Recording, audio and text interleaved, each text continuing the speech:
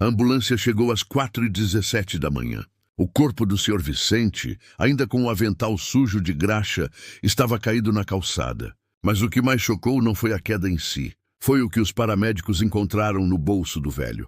6 comprovantes de depósitos recentes no nome dos filhos. E um bilhete: enquanto eu puder andar, minha família não cai.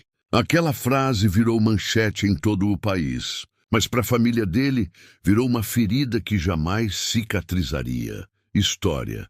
Parte 1, naquela terça-feira abafada. O clima dentro da casa da família Monteiro era ainda mais pesado que o lá fora. Vicente, o patriarca, havia tropeçado na escada dos fundos. Nada grave, apenas um corte no braço e uma mancha de sangue na camisa já desbotada. Mesmo assim, aquilo foi o suficiente para o filho do meio, André, perder a paciência. De novo, pai. Já não basta ficar andando por aí igual um perdido, gritou. Luciana, a filha mais velha, resmungou sem olhar para ele. Ele não escuta, não aprende e ainda teima em sair sozinho todo dia. Quase 70 anos nas costas e quer brincar de super-herói. O silêncio veio de Célio, o caçula. Mas seu olhar para o pai falava mais do que qualquer palavra. Cansaço. Vicente não disse nada. Apenas limpou o braço com um pano e foi para o quartinho do fundo, onde dormia. Na parede havia uma fotografia em preto e branco. Ele, jovem, sorrindo ao lado da esposa já falecida, segurando um bebê no colo. A casa dos Monteiro era um sobrado simples no interior de Minas Gerais. Depois que Dona Marina morreu, Vicente ficou morando com os 3 filhos, que por mais que negassem, já o tratavam como peso. Luciana, divorciada e mãe solo de 2 adolescentes, vivia estressada. André era técnico em informática e reclamava de tudo. Célio, ainda na faculdade, se sentia sufocado com a obrigação de ajudar o velho. Ele não ajuda com nada, dizia Luciana frequentemente. Não paga contas, só ocupa espaço. E ainda faz drama para sair sozinho. O velho Vicente ouvia tudo calado.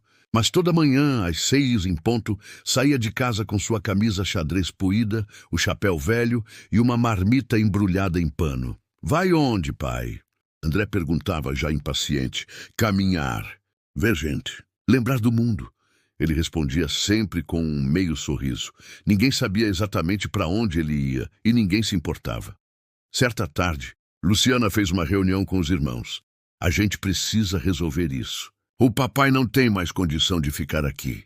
Ele vai acabar caindo de verdade e a responsabilidade vai sobrar pra gente. Tipo um asilo? Perguntou Célio hesitante. Eu conheço um aqui perto, respondeu André. Pequeno, limpo e, mais importante, barato. Luciana foi direta. A gente joga limpo. Diz que é por uns meses, que é só até a gente se organizar. Ele nem vai resistir muito. Célio ficou em silêncio, o estômago embrulhado. Mas ele não protestou, ninguém protestou. Naquela noite, enquanto os irmãos planejavam o momento certo, Vicente estava sentado na calçada, com um caderno no colo. Escrevia com letra caprichada. Dia 19, Luciana gastou 240 no mercado. André ainda deve 500 esses da internet. Célio pagou o gás. Amanhã, 6 horas, entregar envelope no banco, depositar, garantir que eles não sintam falta. Dobrou o papel, guardou no bolso e fechou os olhos por alguns minutos, sentindo o vento morno passar. No dia seguinte, aconteceu a primeira tragédia. Mas não foi um acidente. Foi uma descoberta. Luciana estava na agência bancária tentando resolver uma fatura em atraso quando ouviu uma funcionária dizer: "Ah, o senhor Vicente? Um amor de pessoa. Sempre pontual nos depósitos. Meu pai?" "Sim. Ele vem aqui toda semana. Sempre com envelopes para 3 nomes diferentes. Até perguntei se eram para netos, mas ele nunca disse." Luciana, desconfiada, pediu discrição e pediu cópia dos comprovantes. O que encontrou a deixou pálida. Vicente, aquele fardo que eles diziam não contribuir em nada, estava bancando as contas da família em segredo. Pagava parte do aluguel, o plano de saúde de Célio e até os gastos com remédios e internet. Havia mais de 16 depósitos registrados nos últimos 6 meses. Todos em nome dos próprios filhos. Luciana não contou a ninguém naquele dia. Ela chegou em casa, encarou o pai de longe, sentado no mesmo banco de sempre, e engoliu o choro.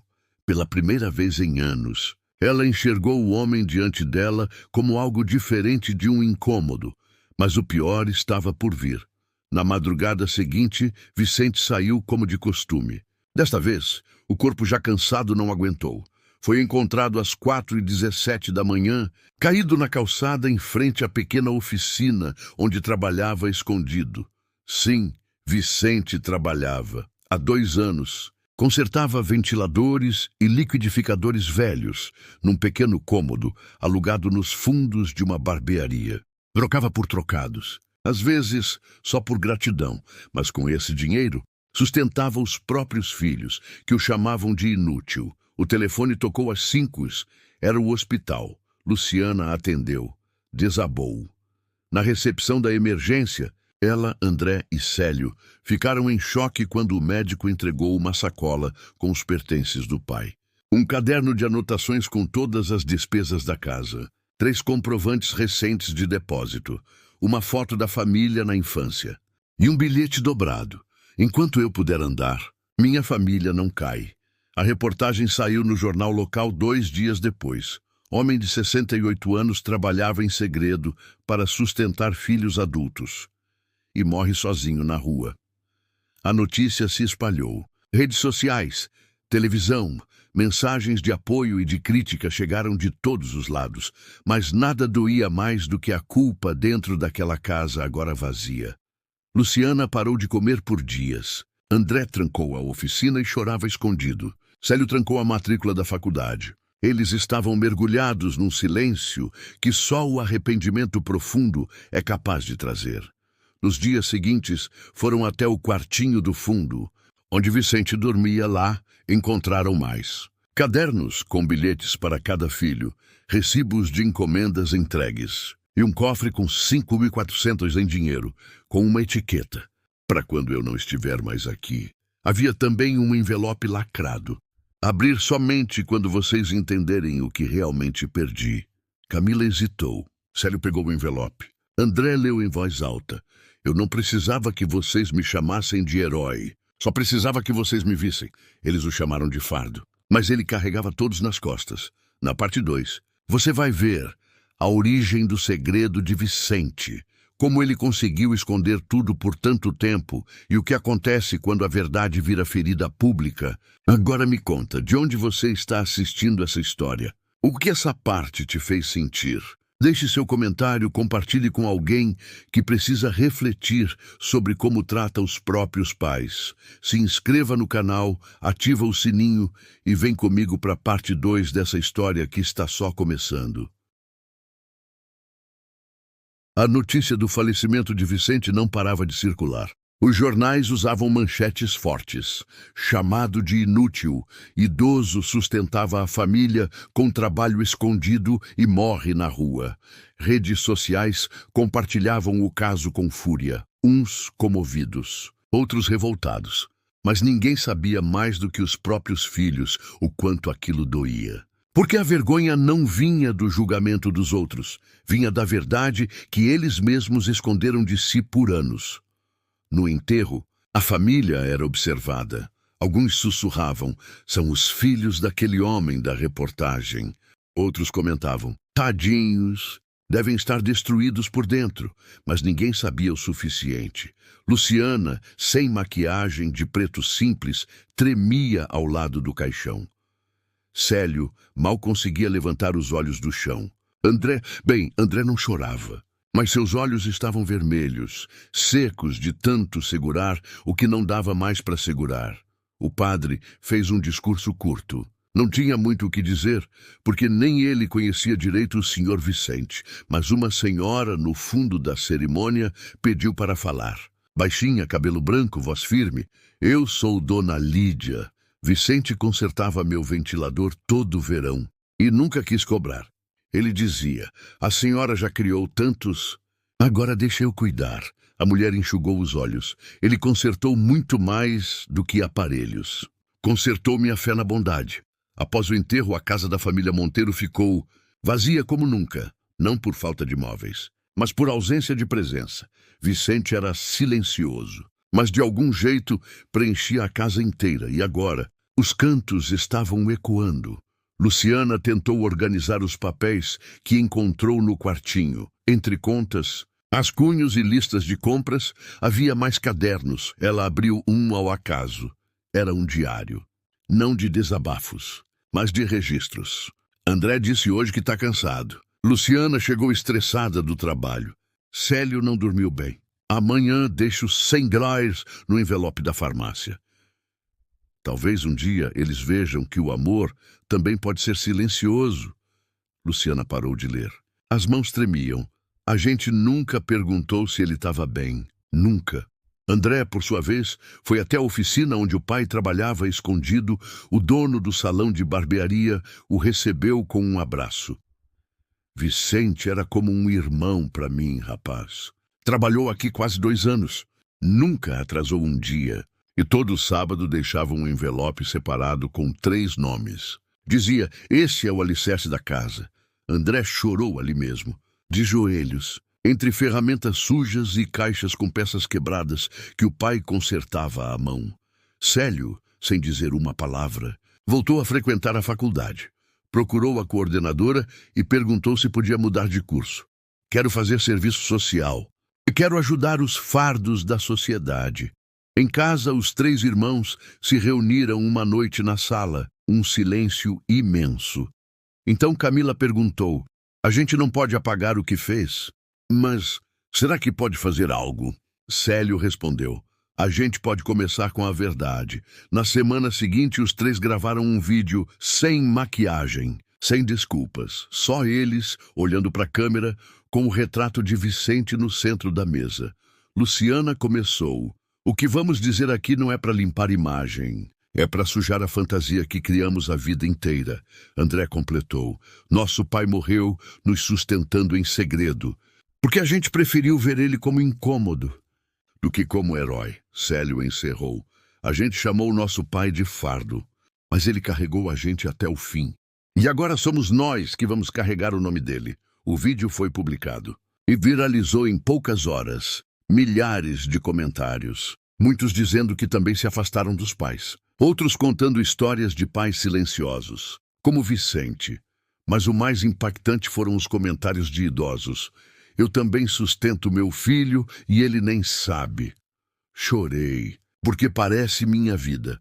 Nunca é tarde para reconhecer quem nos amou. Inspirados pela comoção, os irmãos decidiram criar algo maior.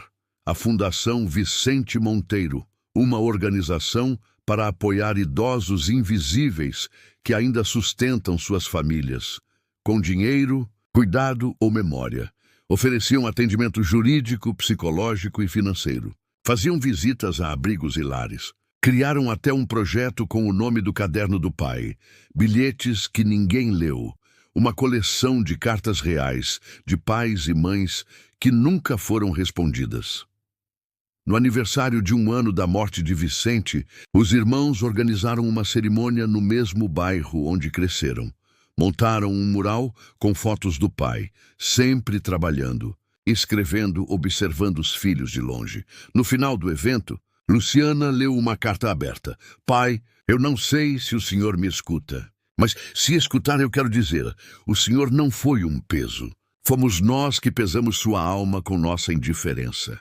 Mas agora, sua memória é leve, porque carregamos com honra. Obrigada por tudo o que o senhor fez, mesmo quando a gente achava que o senhor não fazia nada.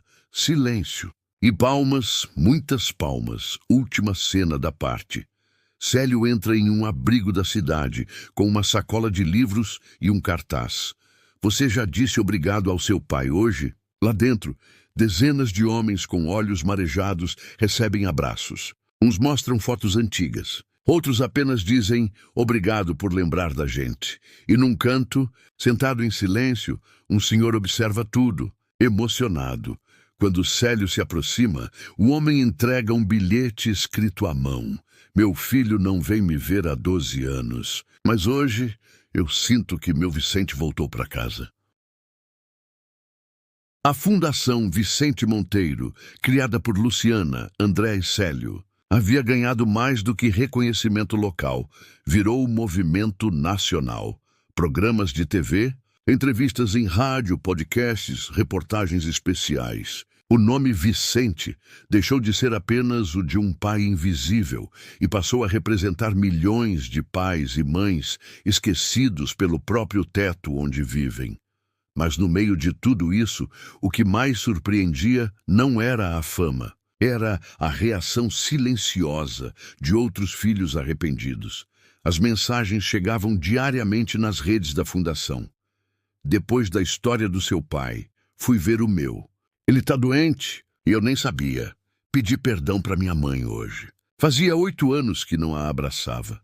O pai de vocês foi o pai que o Brasil precisava lembrar que existe. Os 3 irmãos começaram a visitar outras cidades, abrigos, comunidades e lares onde idosos moravam sozinhos, sem notícias da própria família. Em cada um desses encontros, ouviam histórias parecidas com a de Vicente, pais que sustentavam filhos adultos em segredo, avós que escondiam sua fome para comprar o remédio da neta, mães que costuravam de madrugada para ajudar com a conta de luz da filha. Luciana anotava tudo. André gravava os relatos. Célio organizava as ações sociais, mas o momento mais marcante veio numa viagem a São Paulo. Foi numa palestra para mais de 300 jovens em uma escola pública da Zona Leste. Depois de contar a história de Vicente do começo ao fim, André fez uma pergunta. Quem aqui sente que o pai ou a mãe é um fardo? Metade da sala levantou a mão. Silêncio. Luciana então perguntou: e quem aqui já viu seus pais chorarem sozinhos? Mas da metade levantou de novo. Foi ali que Célio se aproximou do microfone. Vocês sabiam que meu pai limpava a graxa do avental antes de entrar em casa, pra gente não dizer que ele estava sujo? Sabiam que ele deixava envelopes escondidos na gaveta da Luciana com o dinheiro da merenda dos meus sobrinhos? O silêncio era absoluto. A gente achava que ele era o problema. Mas era ele quem fazia tudo continuar. E, de repente, uma aluna da primeira fileira levantou a mão e disse, com os olhos cheios: eu também achava que meu pai era inútil. Mas agora eu só quero voltar para casa e pedir desculpa, aplausos, choro, abraços. Ali, o nome Vicente virou verbo, virou ação. Poucos dias depois, o presidente da Câmara da cidade natal da família Monteiro entrou em contato com os irmãos. Queremos criar a Semana Municipal do Pai Invisível, em homenagem ao Vicente. Para lembrar que muitas vezes quem menos fala é quem mais faz. Eles aceitaram, mas com uma condição, que fosse um projeto nacional. E a resposta surpreendeu. O Ministério dos Direitos Humanos entrou no circuito. Criaram uma campanha nacional chamada Fardo Nenhum, Pais que Sustentam, Filhos que Esquecem. Com base nos dados levantados pela Fundação Monteiro, a campanha mostrou que mais de 2 milhões de idosos no Brasil sustentam parte da renda da família e que, desses mais de 60%, não são reconhecidos como provedores. Muitos, inclusive tratados como inúteis, obsoletos ou fardos emocionais. Enquanto isso, os irmãos faziam uma última grande ação. Foram até a casa onde moravam com o pai. Ainda estava vazia. Desabitada desde o dia do velório, Luciana respirou fundo. Eu não quero que essa casa vire só um lugar de vergonha. Então, o que você sugere? Perguntou André. E Célio respondeu antes dela. Que vire um museu. Um memorial. Um espaço onde outras famílias venham se reconciliar. E foi assim que nasceu o Memorial do Silêncio de Vicente. Um local aberto ao público. Com os cadernos originais, bilhetes, roupas, ferramentas, a marmita embrulhada em pano. E um espaço de escuta, onde filhos poderiam gravar vídeos, escrever cartas e deixar suas próprias histórias. No centro da sala principal, havia uma frase na parede. Eles nos amaram em silêncio. Agora é hora de escutá-los. Um mês depois, Luciana encontrou um envelope na caixa de correio do memorial. Sem remetente, sem endereço. Só uma frase. Eu fui como vocês. E meu pai morreu sem saber que eu o amava. Dentro havia uma carta manuscrita, com a história de um homem de 44 anos que, após ver o vídeo dos irmãos, reencontrou o pai, mas tarde demais, e um pedido: transformem minha culpa em ação. Não deixem que outros filhos vivam isso. A carta virou parte do acervo do memorial, mas provocou algo maior. Célio teve uma ideia: criar uma linha de confissão anônima, uma central onde pessoas pudessem gravar seus pedidos de perdão, reflexões, memórias ou simplesmente desabafos. Em pouco tempo, mais de 6.000 áudios foram recebidos. Alguns diziam: pai, eu só queria mais uma manhã contigo. Mãe, desculpa por ter te chamado de peso. Você me deu tudo e eu te dei silêncio. Luciana, ao ouvir os áudios, chorava todos os dias, mas naquele dia ela recebeu uma mensagem diferente. Era um vídeo curto, gravado por uma senhora de 82 anos. Ela dizia: meu filho não fala comigo há 15 anos, mas eu vi o vídeo de vocês e eu perdoo ele, porque amar é isso. Mesmo sem resposta, a gente continua amando. No final do vídeo, ela levanta uma foto, ela e o filho com 5 anos de idade, no colo. Luciana pausou o vídeo e disse em voz baixa: pai, a sua história virou caminho e tem muita gente voltando para casa por sua causa. Última cena da parte. No auditório da fundação, dezenas de pessoas estão reunidas para o evento Vozes Silenciadas. Filhos, netos, mães, pais. André sobe no palco. Segura o caderno do pai. Lê uma última anotação, nunca antes revelada. Hoje comprei pão, leite e remédio para o Célio. Amanhã conserto o rádio da vizinha. Às vezes penso se meus filhos sabem que sou feliz só por vê-los bem. Mas não importa, porque amar é isso, é seguir mesmo sem medalha. Ele fecha o caderno e diz: talvez nosso pai nunca tenha recebido uma medalha, mas hoje ele virou monumento. A plateia se levanta, palmas, lágrimas, reconciliações e um silêncio profundo. O silêncio que Vicente sempre carregou. O ano havia passado rápido. Parecia que ontem Vicente estava sentado na calçada, escrevendo em seu caderninho. Agora, sua memória estava espalhada em lares, redes sociais, eventos, livros, mas, acima de tudo, em corações transformados. A fundação já havia atendido mais de 3.000 famílias. O memorial era visitado por centenas por semana. E a história do pai silencioso se tornara tema de estudos sociais e documentários. Mas para Luciana, André e Célio, nada disso apagava o que sentiam. Eles tinham reconstruído o mundo, mas carregavam o que Vicente carregou por anos. Um amor que não foi ouvido a tempo. No aniversário de 2 anos da morte de Vicente, os irmãos decidiram fazer algo especial. Nada de homenagens públicas, flashes ou entrevistas, disse Luciana. A gente deve isso a ele. Um dia só nosso. E dele, André concordou. Célio preparou tudo em segredo. Naquela manhã, os 3 se encontraram no mesmo lugar onde Vicente sempre passava, a calçada em frente à barbearia. Era lá que ele se sentava, com a marmita no colo, antes de começar o trabalho silencioso de consertar coisas quebradas, assim como tentava consertar, em silêncio, a própria família. Luciana colocou uma cadeira no mesmo ponto. André trouxe a marmita embrulhada em pano. Célio segurava uma carta. Eles sentaram no chão, em volta da cadeira vazia. A carta foi lida por Célio. Pai, hoje o mundo inteiro sabe quem o Senhor foi. Mas isso não nos consola, porque o que mais doeu não foi o silêncio. Foi que o Senhor nos amou quando nós não merecíamos. Mas agora, se o Senhor puder ouvir, obrigado. Por cada bilhete escondido, por cada depósito anônimo, por cada ida à oficina disfarçada de caminhada. A gente nunca vai merecer o amor que recebeu, mas vai tentar repassar o que aprendeu. Com ações, não com palavras. Como o Senhor, silêncio, eles ficaram ali por quase 1 hora. Até que um garotinho passou com a mãe e apontou para eles. Mamãe, é ali que morava o moço dos bilhetes? A mãe sorriu e acenou. E naquele gesto simples, Vicente renasceu mais uma vez. Naquela tarde, a fundação recebeu uma carta, escrita à mão. Envelope bege, selo de cidade pequena. Dentro, uma única folha. Era de uma senhora chamada Adélia. Viúva, 75 anos, moradora do interior de Goiás. Senhores, eu não conheci o Vicente pessoalmente, mas após ver a história de vocês, fui procurar o meu filho, que não me visita há 12 anos. Ele me recebeu com frieza, mas depois de alguns minutos me abraçou e chorou. Disse que a culpa era dele. Eu disse que não, que a culpa era do tempo, porque ele não espera ninguém. Hoje ele me liga toda semana e me chamou para morar com ele.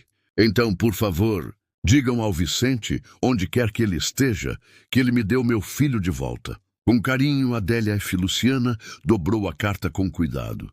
Ele segue consertando, mesmo lá de cima, sussurrou. Meses depois, a história de Vicente foi adaptada para um documentário premiado em festivais. E mais tarde, virou uma lei aprovada no Senado Federal, instituindo o Dia Nacional dos Pais Invisíveis, 15 de março. O dia em que Vicente havia feito seu último depósito. E o dia em que caiu na rua, com o corpo frágil, mas o coração cheio. Última cena. André está sentado em um estúdio de rádio. Ele agora apresenta um programa semanal chamado Bilhetes do Silêncio.